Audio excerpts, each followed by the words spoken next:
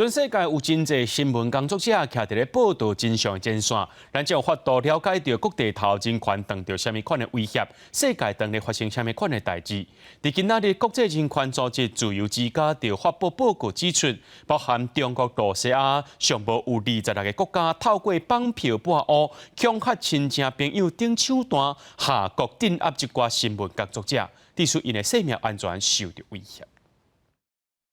无国界记者组织发布2023年新闻自由度指数，指出中国是全球上大的记者价格。全讲2020年，中国新冠疫情严重，中国的公民记者顶点透过社群媒体刊出武汉疫情的资讯，都予中国判关4年。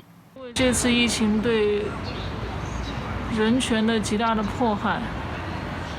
以至于说很多人咬咬牙也要做一个检测来证明自己是健康的。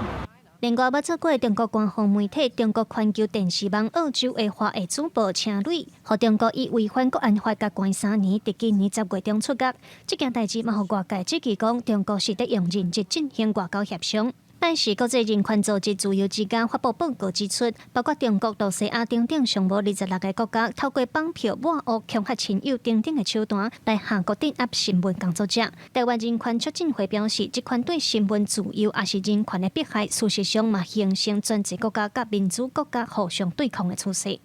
保护卫士他有另外一份报告，就是说，某一些国家允许中共。中国政府的那些执法人员可以在海外去执法，那这些其实都会增加不只是记者、人权捍卫者更多的这个风险。就是说，站在自由民主人权阵营的这些国家政府，你无论如何，你就是要去保护这些受威胁的这些新闻记者，然后提供各种